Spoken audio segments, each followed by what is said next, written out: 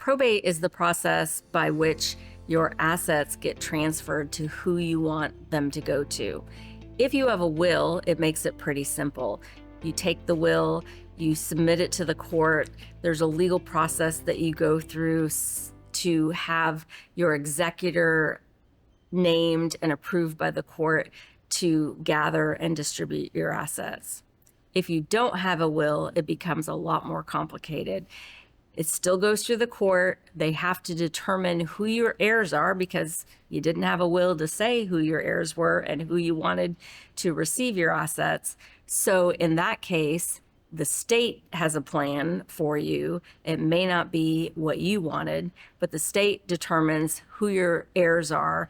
And once they've determined who those people are and who the assets should go to, then they also appoint an administrator to gather the assets and distribute them to the people that the state says your assets should go to. In Texas, the probate process with a will is usually going to take around 6 to 8 months. Without a will, it can take up to a year. And depending on the number of assets and the types of assets you have, the probate process can continue on longer. After the estate has been created, there may be bills that have to be paid, there may be houses that have to be sold, maybe creditor claims that have to be addressed. All of those factors go into determining how long the probate process may be. So if you have a will, you have named an executor to manage the probate of your estate. That person is in charge of taking the will to the court, getting it approved as the official will. It's not a fake. They want to make sure we got the real one, and making sure that the executor that you named is qualified to carry out your wishes. Once that's done, then they gather your assets. They have to find your assets and then distribute them to the heirs that you've designated in your will. That might involve selling a house. It might involve gathering assets in different accounts and then paying creditors and finally distributing the assets to your heirs. If you don't have a will, you will have a personal administrator.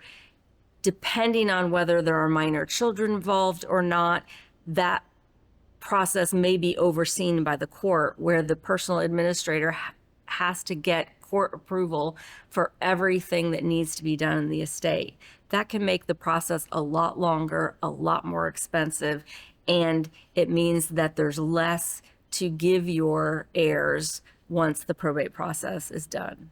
If there are debts owed when you pass away, your estate will be responsible for those debts. A lot of people ask me if the administrator or the executor is personally responsible, and that's not the case. If your estate has assets and there are valid claims under the law, then those claims can have priority to be paid first before your assets are distributed.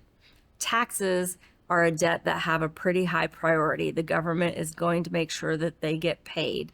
So your administrator or executor will prioritize tax debt and pay that first before any assets are distributed to your heirs.